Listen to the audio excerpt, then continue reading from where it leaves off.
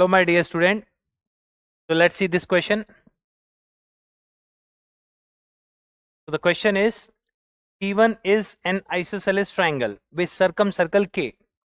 Let T2 be another isosceles triangle inscribed in K, whose base is one of the equal sides of T1, okay, and which overlaps the interior of T1, okay.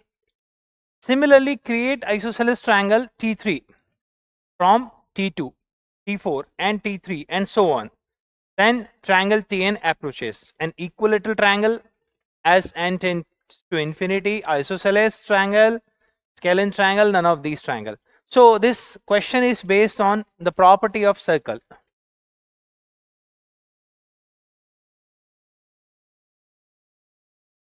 Circle की property पे based है. तो अगर हम इस question को देखें तो ये कह रहा है कि T1 एक आइसोसेलेस ट्रायंगल है जो कि सर्कम सर्कल K में है. So let's make the figure.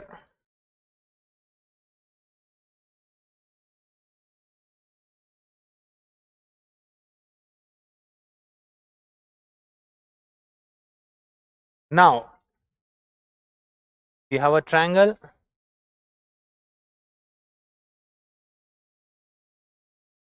ठीक है, तो ये T1 इसको मान लेते हैं, इसका base angle if I take as theta, ये साइड सेम है तो ये भी थीटा हो जाएगा. ठीक है, नाउ इसी बेस को यूज करते हुए हमें एक और ट्रायंगल बनाना है.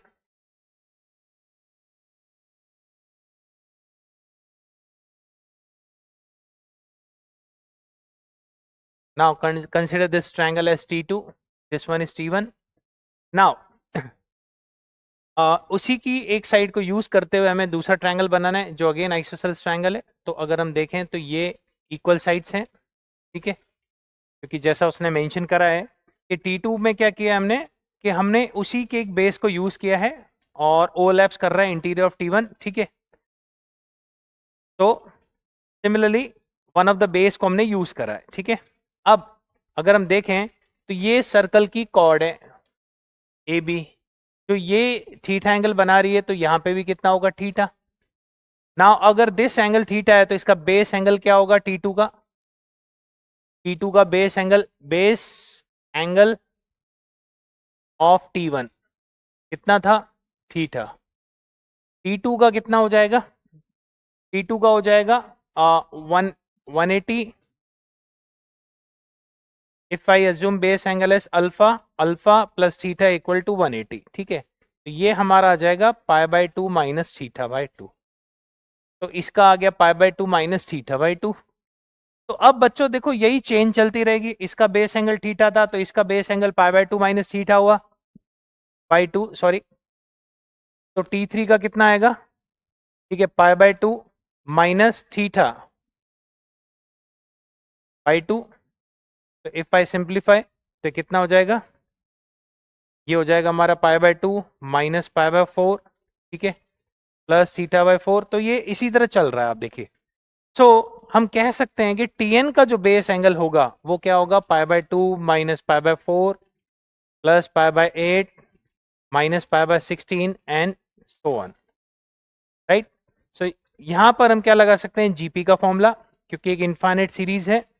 अब एक जीपी में इनफाइनाइट सीरीज का फॉर्मूला क्या होता है, S infinity A upon 1 minus are.